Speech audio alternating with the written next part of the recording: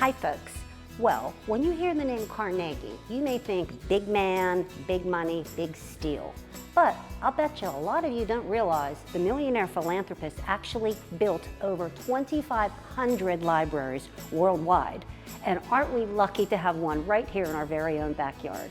Hi, welcome to Around the Town with Marilyn Forbes. For today's very special show, we are going to be visiting here at the Carnegie Free Library. We're going to take a tour, we're going to hear a history, and we're also going to learn about the programming offered right here in your own backyard. So please, sit back, relax, and enjoy the show. Well, folks, as promised, we have a treat for you today. We are going to hear all about the history of this great library, and we're going to take a little tour. And we have John Malone back with us. John, thank you. Thank you so much for coming back on the show. John, I know, is very excited about this show. This library is a little bit of a, I guess, kind of your baby a little bit. It is. You know a lot about it. I came on the board in the early 90s. Oh my, okay. And at the time, I was one of the youngest guys by probably 50 years of some of the people on the library board. And after one meeting, when we started to restore the room in which we're sitting, they named me president of the board. So it's probably about 1997, 98. And the way this room came about, this room was painted yellow in 1997. And had fluorescent lights hanging from the ceiling. Everything was black. It was really in bad repair. It was yellow because it had been painted over, I believe, 6 times. I was going to ask you that, 6 times, wow. And our architect, we hired a historic architect to come in, and he found that we had this beautiful stenciling, and we found pictures, and it was recreated and put back up here in 98 through 2000. It took 2 years to restore this room. Looks lovely. This room we're sitting in was made possible by a gentleman by the name of Elmer Geddes. At the time, Elmer was about 89 years old, and he came in with a navy blue suit, a bow tie, and a straw hat, and a real old briefcase. So I came in and met with a delightful guy. And he wouldn't call me by my first name, he just called me Malone. He said, Malone, he says, I got something for you, but I want this room fixed up to the way it was when I was a kid. I left here at a very young age. I went to the University of Pittsburgh, became a business major, and sold women's hosiery door to door to support my way to go through college. And he used to come back here to Connellsville. He was from Connellsville, and he would study in the library here. And he said, I remember the ornate ceilings and the lights, and this. He said, it's a shame what's happened here. And I said, yeah, it is. And so he started to pull out stock certificates and threw about $150,000 worth of stock certificates to me and said, I want you to fix this room up. Wow. And that's kind of how I became president of the board, is because some people just wanted to paint it again and put carpeting in here and a drop ceiling. And oh, no, this is lovely. We got a historic architect that made it look the way it did. And you named the room after him. We named the room after him. It was quite a story to get this done. And then there was another guy in town, God rest his soul, his name was Art Graham. We found we had these old tables here in the basement. And these chairs, which are called Thonet chairs, which are the round chairs, look like ice cream stand or ice cream parlor chairs. He restored them all. I met him. He was a cool gentleman. Great he could guy. do anything with wood. Like age 90, he's restoring all this furniture. And then we wanted to have computers in here, and we got a grant then from the Bill and Melinda Gates Foundation to give us computers, but we couldn't find anything that matched the furniture that was in here. Art Graham made that computer desk for us, and Carnegie liked quarter sawn oak, and it's also called tiger oak. So Art Graham was able to make a tiger oak table. Okay. And all the tables that were in here, if you take a look at it, they have the tiger oak pattern in it. And if you take a look at it, on the tables we have lamps that look like gas lamps. Because back in the day, on the lamps, on the tables, they have holes cut out of them, and then they replaced it with wood when electric was put in here. Okay. So originally they did have gas lamps, and we got lamps to look like it and put them on, and Art Graham did all of that and restored all the chairs. Amazing. And so, you know, it's somewhat simple. The one thing we did do is try to make a light that was similar to what was in here before instead of the fluorescent. And we had a little bit of money left over, so we bought these carved alabaster lamps from Spain, is where they came from for in here. Oh my. And it finished out the grant, finished the room. Now, I'm going to start you way at the beginning. Okay. Okay. Andrew Carnegie funded thousands of libraries across the world, really. How did Connellsville get a Carnegie library? Well, as you know, back in the early 1900s and even prior to that, Connellsville was an integral part to the steelmaking process by producing coke for Carnegie's steel mills, which at the time was Carnegie Steel, which is now U.S. Steel. And so at the time, his philanthropy, I believe starting in 1883, he built one library in his hometown in Scotland, and that was the first one. And then he started building other libraries, most notably in Pittsburgh. And so the list of the founders of this library, their names on the wall outside, they wrote a letter, and this is an amazing story. They wrote a letter to Andrew Carnegie on April 19th, 1899. Within 5 days, they got a letter back from Carnegie. Now you can think about how long the mail took back then. 5 days, I got a letter that said, I'll build a library, providing three things happen. One, you find land close to your high school and the population of the community.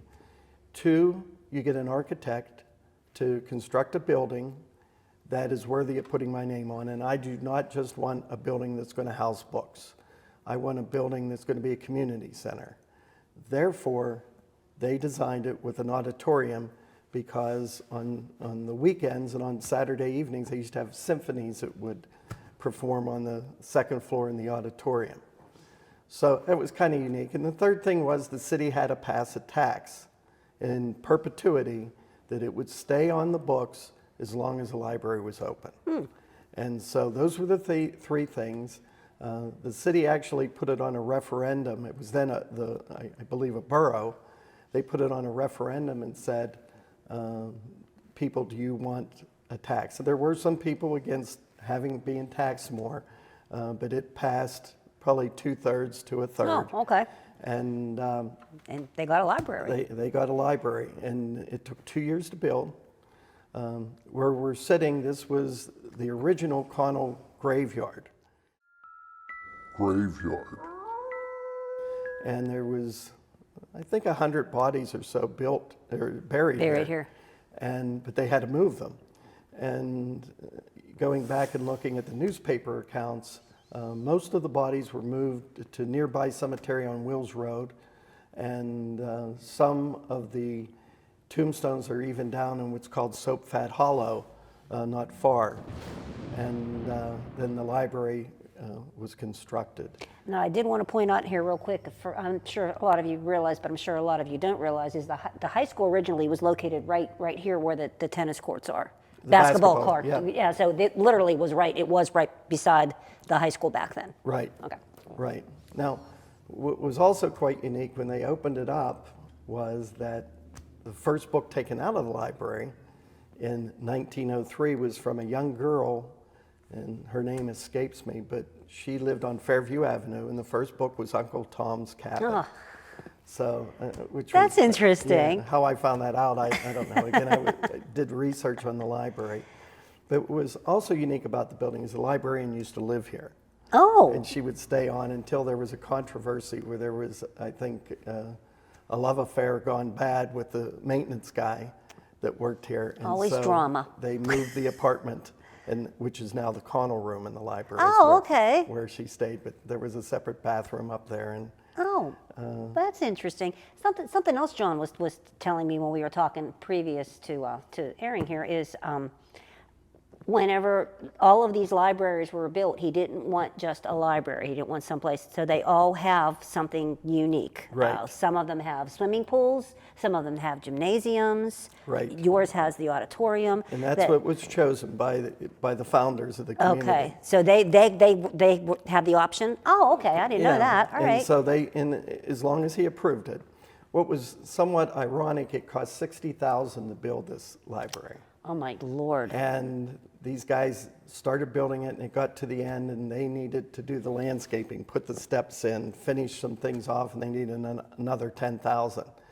So the guys were, it was pretty easy to get the money back then. You could imagine they got an approval within 5 days. Yeah, really. And so they actually took a trip to Pittsburgh on a train and went to visit Andrew Carnegie and told him we need another $10,000 to finish this building. Well, Carnegie was upset and threw him out of his office and said, you told me you could do it for $60,000? We'll see you. You figure it out. And the guys, they had pretty big egos, doctors, attorneys that were all part of this. They came back to Connellsville with their tail between their legs thinking, what are we going to do? By the time they got back, they had and we have it here, they have a telegram saying, I was having a bad day, I'll give you the $10,000. And so wow. That's how it got finished. So total, it was $70,000 to do the library. And it took 2 years to construct? It took 2 years. And it is, in 1983, I believe, it was put on the National Historic Register. Wow. As one of the nation's historic buildings, which is both a blessing and a curse. And the curse is anytime something happens, you have to go to the State Historic and Museum Commission to get approvals, especially when it comes to the outside of the building. And so you have to do it certainly. Yeah. Now, before we take a tour of your library, I'm curious, have you visited other Carnegie libraries in the area? And tell us if you have. I visited the one in Munhall. Okay. Which was one of the first ones built, and it was undergoing renovations, and they have an auditorium that's much more ornate and larger than ours. Okay. But Munhall as a town, it's kind of in disrepair, and so it was tough for them to get grant and funding to fix it up, but they were starting to fix it up. I have seen pictures of many of the other ones, including the swimming pool, which I'm glad that they never got the swimming pool here, because I can imagine the upkeep and to have to repair it. After all that time too, can you imagine? It would just be horrible. Yeah. And having, we have a pool in the old high school here that's, it's going to cost a large sum of money to restore. It would probably be the downfall of the library. And where was this in the pecking order as far as construction? It was the 7th in the state of Pennsylvania, 13th overall by Andrew Carnegie. He thought education was very important. And it is. It is. So you want to take a tour and show us what? Yeah, I'd love to take you show us through your lovely library. Okay, stay with us, folks. This is the original room when you walk in. This was the front door. And if you come in here and take a look at it, when we started doing something, this front door didn't work. Oh. And the Friends of the Library took it upon themselves. And it's not like you can go to Lowe's and buy a door like this. And with the State Historic and Museum Commission, they require that you have it made to look exactly like it was. Because they don't want you to put like T111 around and put a regular door. So gentlemen from Scottdale remade this door. That door cost $27,000. Oh my, and that was how many years ago too? Probably a dozen or so. Yeah. So it's... so this was the original entrance? Original entrance. And this is the children's area. Is this carpet original? Yeah, well, what happened was, this was an old wood floor again, but it was in a lot of disrepair. Half the lights didn't work. The color was, again, yellow. So whoever the librarian liked was, yellow, huh? yeah, it was. Maybe they felt it was sunshiny. Debbie Rudnick, who is a paralegal at the Watson Mundor firm here in Connellsville, took it upon herself, and she got an interior designer to come in and make it look like a children's area. Oh, okay. So they picked up this bright rug, and then they painted the 9 coffers at the ceiling in Crayola colors. So, you know, when you look at the colors, yellow, you know, orange, reds, purples, blues, they're all Crayola colors, and they had them made, and they came and they painted the ceilings and made it kid-friendly. So it's something that we have. And one of the things that, that we've done, and I thought it's important, is because less and less people read books and they're reading things online. We have a lot of computers for kids, computers for adults. We have a teen area up here in the mezzanine of the stacks, and we have laptops that we can give teens to have their own kind of separate areas. So it's, again, this was done a little more modern, but it was done to be inviting to children to come in. It's just so bright. It's so fun. Yeah, and that's how we did it. So. All right, where to? We going up or? We could. I'll explain the stacks to you. Okay. The way that Carnegie wanted his libraries to be built, it was basically a stack system. So meaning that the ceilings in here are about 16 feet high. And so what they did was in the back of the building, this building's a 3-story building, actually 2 stories in a basement. But the way the stacks are set up, there's actually 5 stories. Oh. So it goes down to the library, one below here, and that's where the stacks start, and books are down there. And then as they got more and more books, they moved up. The other thing that's kind of unique. Is this original? This is all original. Okay. Carnegie liked to have a welcoming place. The central area, yep. Central, and this is where they would check out books and so on and so forth. And that's where you still check out books Right. and so on and so forth. Now, what's somewhat unique here is that we had a board member who took a liking to me very early on. Her name was Carmel Collar. Carmel was a secretary for the Connellsville School District for many, many years. And there were even meetings I would go pick Carmel up and bring her to because she couldn't do it. But Carmel used to go to every bar in town and collect their beer cans. And her goal was to get an elevator in this library. So she donated, I think, over $20,000. So we put that little sign on it.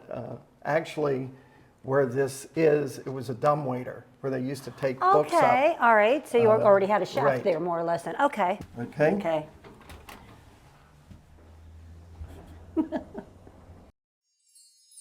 Do you have a lot of kids that come and utilize this? Yeah, in the evenings after school. There's some team programming that they've done here. Okay. And Sherry and her crew, they've done some team programming, and again, there's separate computers. And what it is, if you're 15 years old and you want to come and do a book report, you can go in the main room, because that's like when I was a kid, you'd go into the main room and everything was kind of like dusty, and now it's all clean and everything like that. But there'd be adults in there too. Mm-hmm. And a lot of times a young person would feel intimidated by it. So they kind of gave the kids their own area. Spot. Okay, that's nice. And you don't want to be with little kids where they're playing and you know, running all over the place. So this is their own place. This is nice. So. Okay, so we heading back up further? Heading back up. And once again, is like I said, this elevator has 2 doors. Okay. One in the front, one in the back. The back floors access the stack areas. Okay. Oh, okay. All right. So now where are we going? We're going up to the 2nd floor of the library. Okay. We get off to the library, we're going to make a left, and we're going to be directly by the stage, behind the stage of the auditorium, is where we are now. But if you make a left, you go into this room. This is what's called the Connell room. Okay. If you come in, you can see how old some of the stuff is. Yeah, just by looking at them. Yeah. And like Fayette County records. I see Fayette County. Oh my goodness gracious. You can look at it. Can I touch? Yeah, you can touch. Go ahead and touch. I want something falling apart. So, but a lot of unique stuff here. Okay, so this is a fun room. This is a fun room, and this came about kind of like by accident. This room was where the Historical Society used to be. Okay. The ceiling started to cave in.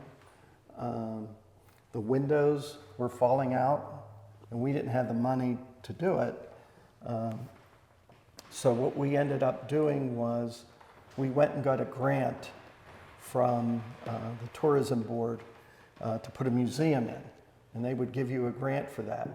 So we got these big posters actually to cover up the windows because they were in such disrepair. And you'd never know. I mean, it looks great. And so they're historic things from Connellsville, famous people, things that have happened, and we have pictures, some historic pictures that was chosen of the area. But this So is we fun to did just this. come in and walk around, look at everything. And what's kind of unique, we got different things on display. One of my favorite things, someone donated this when I came on the board. This was in a closet. Ah, This is a drum that was from the Civil War, hand painted from a drum and bugle corps. And I commissioned that we got a case for it with the stand because I thought that needed to be, you know. cool. So This is a fun little, I don't remember this. this was in the bicentennial, and you know, someone wrote it in there, and they decided, what do we do with it? So we said, hey, we'll Give it put to it in the the museum. library. So we have some different things. Like I said, pictures. There's a bottle from Connellsville Bottling from the original Heart Telethons that they had. We have some things. And we change his stuff out. Oh, I was just going to ask you who this is. Okay. That could be an early picture of Carnegie. No, it's Samuel D. Woods, original Okay, board member Yeah, that's his name is on the on the thing yeah, on the downstairs. front. And it's kind of unique. I got Scott Blasey from Connellsville from the Clarks. He donated a guitar and signed it. Oh, okay. I feel he's a person that made it good. And Mrs. Shear donated some stone from World Trade Center. World Trade Center for when it was taken down, so we have that. And then we have stuff from some of the sports people, including Johnny Lou Jack and John Woodruff on display. Your two big ones. Yep. And different things from mines, and the staff here changes some of this stuff out. And we have some videos that we show on the, Oh, okay. you know, of the library and things. Now this is lovely in Yeah, here. this is somewhat unique. This was the auditorium that we spoke of earlier, where symphonies used to occur. And about 10 years ago, we completely restored it. Again, brown flooring, painted. Bert came in and took it all up. What was somewhat unique about it was painted, I believe it was yellow as well. And There we must found have been out a cell on yellow paint. These were the original colors and how ornate the columns and things were. We had that curtain made. It was about an $8,000 purchase from a company called Pittsburgh Stage. We put in some LED lights up there. And It needed some love. It needed some, there and was basically, plaster down. funding and- came from the Hillman Foundation and from the Allegheny Foundation, what we were able to get to finish this. And again, this was carpeted. Oh, really? Yeah, before we started this, and so we did it, and you know, we even rent it out for weddings now. Oh, really? If someone wants to get married and don't want to do it in the church, or they decide to have it here. It's a nice space. So- Oh, thank you. Thank you so much for being with us. Thank you again, Marilyn. Oh, our pleasure. When you and I. We're lucky to have you here. Oh, thank you. Now stick with us. We're going to talk with Sherry, the executive director here, for a couple minutes about some of the programming that's offered. So stick with us. Well, folks, now we are going to be talking with Sherry, who is the library director here, and she's going to tell us about some of the wonderful programs that are available here. Thank you for being a part of the show. Well, thank you for coming.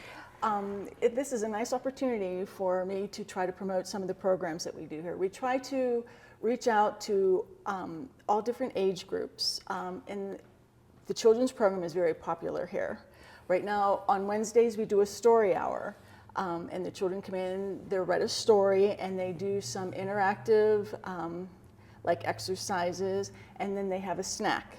Okay. And, you know, parents can check out books and things like that for their children. And in the summertime, our children's program, we partner with Dunbar Library. Oh, okay. And we have a program For 5 weeks, we do 1 day a week out at East Park. We found out that that was most desirable because a lot of kids, it's out in the fresh air in the summertime, and we do arts and crafts. Every year, the state has a theme. Last year, it was called Oceans of Possibilities. This year, it's called Acts of Kindness. Oh, okay. So all the program is based around those themes. And the children come, they do story hour. We have things like Stage Right come in and they do a play on that particular topic.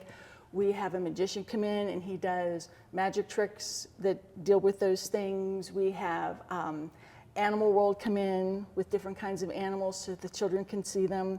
We have the local police bring their canines so that children can get to meet them and interact with the policeman. I'm working with the Kennel Club in Youngwood. They have therapy dogs. We started that last year so that the children can see therapy dogs and what they're used for and things of that nature. I have had, for senior citizens, I've had Medicare programs come in here. I have the Southwestern representative, her name is Adele Dean. She comes in and does Medicare presentations for seniors who are about to turn 65, or even if you're already on Medicare. She talks about what to look for, what Medicare is all about. Oh, okay. You know, so that they're better informed when they go to look for their plans, if they want to switch or if they want to one-up them or whatever. And I also have had Social Security office come in here. And there again, people who want to retire, they have questions about Social Security, they give presentations on those things. That's awesome. And we also have like yoga come in here. Kathy Kumar does a yoga program in here 1 day a week. I'm going to have Nancy from Nancy Swim Spa. She's going to start an exercise program in here. Let's see, what else do we do? I promote local authors. I've had Richard Robbins, who did a book called Troubled Times. He came in and did a lecture on his book. I found out that it was his cousin, Judy Keller, who's responsible for the War Memorial out there. And I've had her come in and talk on Veterans Day. And we did a program promoting veterans and her books. And she'll be back this May and do it again once, I think, however the memorial will be updated or finished.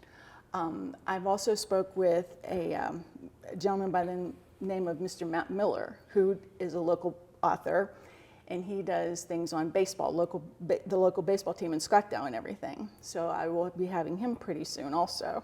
So those are the kinds of things that we do here. How can people find out when the programs are? Do you have a Facebook page, website? What's the best way for? We advertise on Facebook page. There's an electronic sign outside. And I also use Armstrong cable to promote my programs. And for people, we also have a calendar of events that we have at the circulation desk. You can pick up a copy and see what's going on that month in the library. Okay, awesome. Now, one question. You were talking about the children's programs. What age are those geared towards? Anywhere from 6 months to 12 years old. Okay. We also have a teen program. That one is a little bit more difficult because the kids are working and sometimes reading isn't their thing. So I'm trying to work on trying to get these kids in here so that I can get them reading. But that's just a very difficult age for them. And we also have, for adults, we also have a book club that meets every third Saturday. Okay. So anyone who's welcome to, would like to come, you're more than welcome to come and join. Wonderful. Okay, thank you. Thank you. It was a pleasure talking with you. Well, folks, I hope that you enjoyed the show. I know I did. I learned a lot about this great historical gem that's right here in our very own backyard. Now remember, if you have any questions on programming or maybe even just hours of operation, check them out on Facebook, on their website, or the electronic sign that's located right out front. You know, I've said in the past, if you see me out and about, or even David, please stop, say hi, let us know what you think of programming. We always like to hear from our fans, and speaking of which, big shout out to Phil from Walmart. Thank you, Phil, for being such a great fan. And again, folks, I hope you enjoyed the show, and remember, keep smiling, keep dreaming, and keep watching.